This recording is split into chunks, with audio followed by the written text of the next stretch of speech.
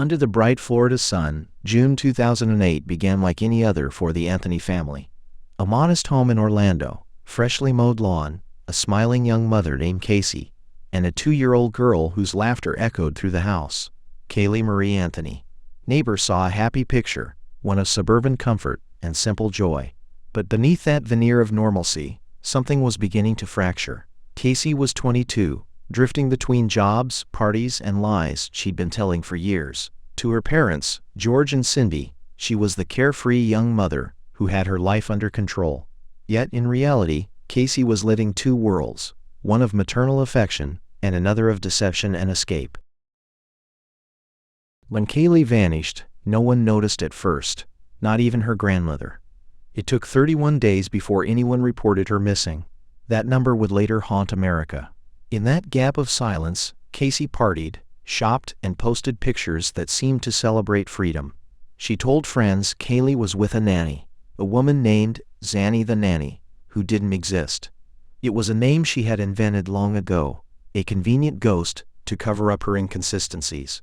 The moment the police were called, the illusion began to crack. Cindy Anthony's frantic 911 call captured raw panic. "It smells like there's been a dead body in the damn car." In that moment, the story of Casey Anthony transformed from a missing child case into a national obsession. Behind every missing child story lies an instinctive hope that the child will be found alive.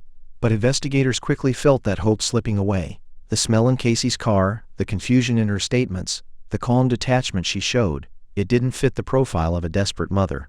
As the first days passed, Casey's lies began to unravel, one by one. Perhaps deep down, Casey believed she could manage the narrative, as she had done for years. Her lies weren't spontaneous, they were rehearsed performances. And for a while, they worked. But as police followed her story to Universal Studios, where she pretended to work, the act collapsed. When detectives asked her to show them her office, she led them confidently through the building, waving and smiling, until she reached a dead end and admitted, "I don't work here." That moment marked the start of a story that would expose the darkest corners of denial, deception, and the modern media machine. Casey Anthony had always been a skilled liar, not a pathological one in the medical sense, but someone who treated truth as a tool, bending it to survive the pressures around her. Her lies weren't driven purely by malice. They were fueled by desperation, fear of losing control, and a craving to be admired. She wanted to be the carefree girl who partied, who drew attention, who wasn't trapped by responsibility. Investigators soon found that Casey's entire life had been layered with falsehoods. Jobs she never had, friends who didn't exist, relationships built on illusion. The image of Zanny the Nanny became a symbol of her web of deceit. The more she spoke, the deeper she trapped herself. Inside the interrogation room, Casey remained calm. She smiled. She spoke softly. Even as the evidence mounted, the abandoned car, the trace of decomposition, the chloroform searches on her computer, she refused to admit any wrongdoing. It was as if she believed that if she didn't confess, the truth couldn't touch her. Meanwhile, the media had found its new fixation. Television anchors dissected every expression, every outfit, every word from Casey's mouth. The image of the young attractive mother who partied while her daughter was missing fueled outrage across the nation. America wanted a villain, and Casey fit the role perfectly. But behind the headlines, a more complicated picture began to emerge. Friends described her as loving toward Kaylee.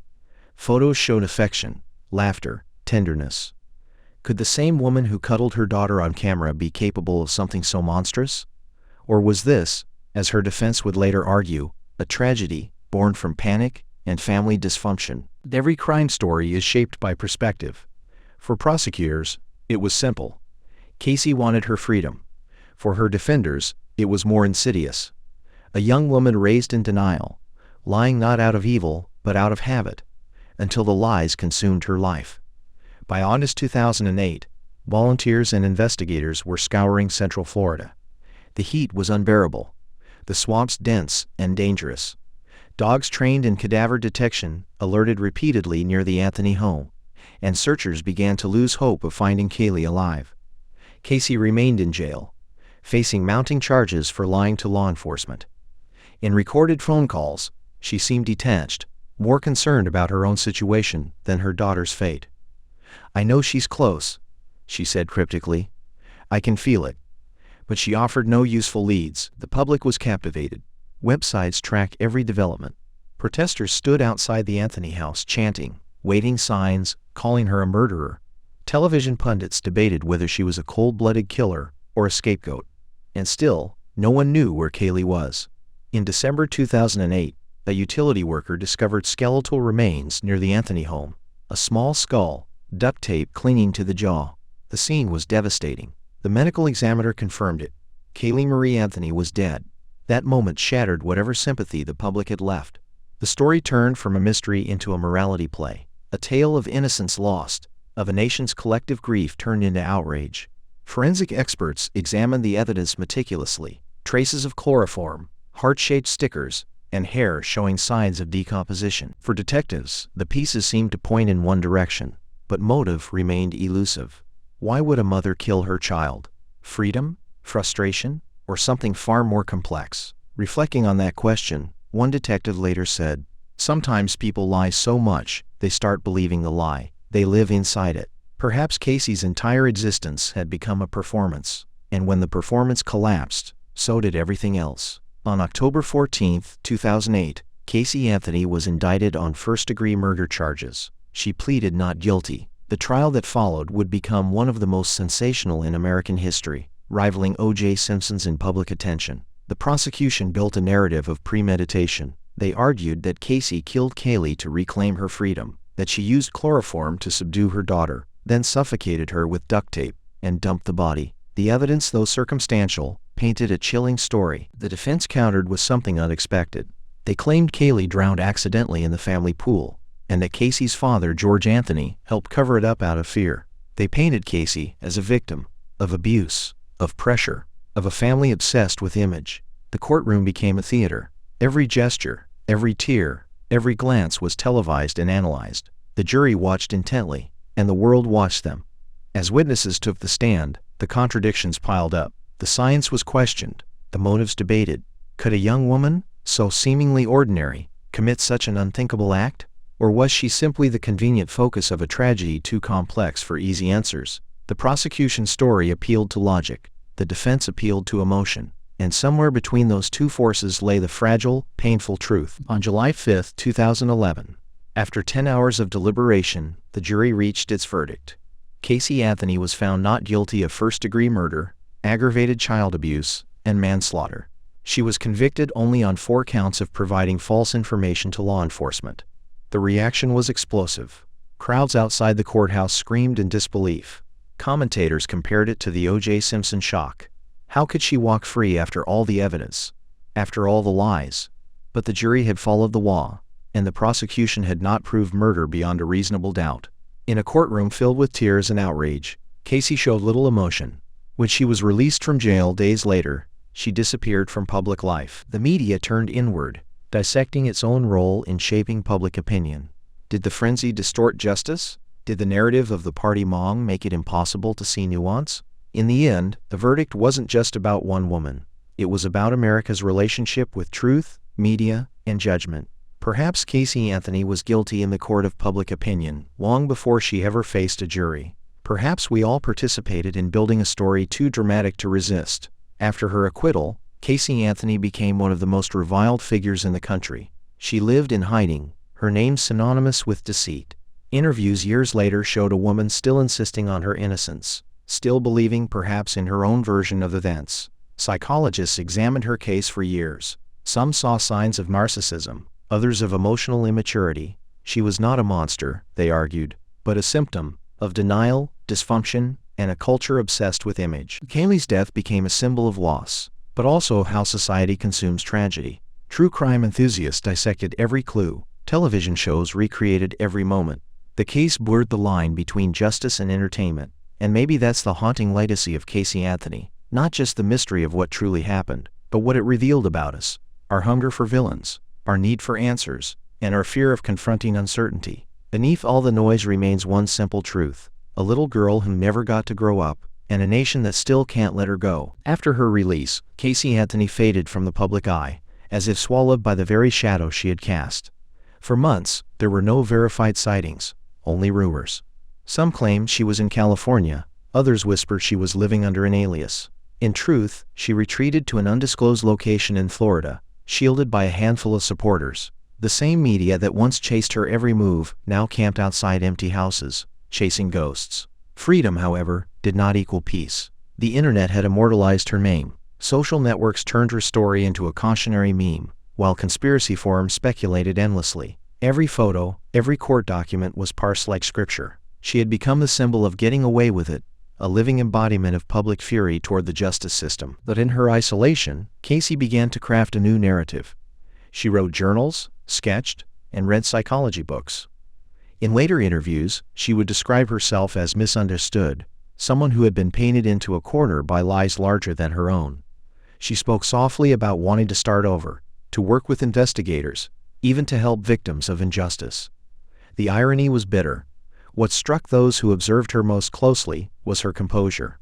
She had endured global hatred and still found a resolve to move forward. Was it resilience, or the practiced detachment of someone who had long since learned to live without remorse? Perhaps both. Her silence became its own statement, one that kept the story alive long after the verdict faded from headlines. The Casey Anthony case wasn't just a trial, it was the birth of an era.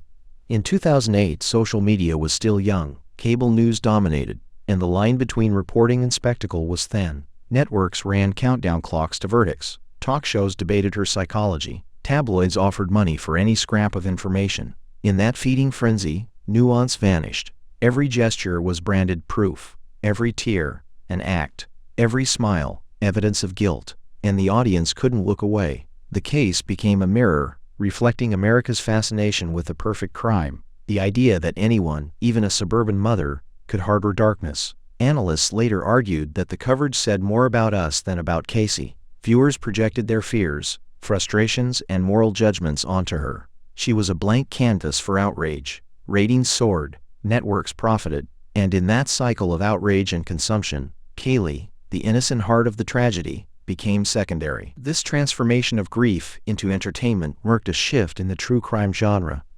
What once belonged to police files and courtrooms now belonged to living rooms and comment sections. Casey Anthony's story became the blueprint for every viral crime story that followed. We the public became jurors without evidence, judges without law. Inside the Anthony family, the wounds never healed. George and Cindy, once united in their search for Kaylee, became divided by the trial's outcome. Cindy defended her daughter, clinging to the hope that some part of the truth was still hidden. George distanced himself, haunted by accusations that he had helped cover up an accident. Interviews with them years later revealed the heavy cost of living inside a case that never ended. Their home, once filled with toys and laughter, became a monument to loss. Photographs of Kaylee remained on the walls, but the air was thick with silence. The world had moved on, yet they lived the case every day. Reporters still called, documentaries still aired, strangers still sent letters. For Casey, her parents' house was both refuge and reminder. Sometimes she returned, other times she stayed away for months. The tension between mother and daughter never fully dissolved. Cindy's love was fierce but fragile, built on the edge of disbelief. George's pain was quieter, deeper, an ache that couldn't be televised. In reflective moments, observers wondered if Casey's lies were born from this environment. A family trained to suppress, to smile, to pretend. Perhaps deception was inherited, not chosen. In that sense, the Anthony home was not only the setting of a tragedy, it was its origin. Years later, Casey attempted to reclaim her narrative. She granted a handful of interviews, carefully chosen, softly lit, with measured tone. She spoke about therapy, about trauma, about being misunderstood. She insisted that she had loved Kaylee, that she still mourned her. Yet, even as she spoke, the public refused to listen. The verdict may have freed her body, but her reputation would never escape its sentence. The more she tried to humanize herself, the more the internet amplified its hostility. Still, something in her interviews felt revealing.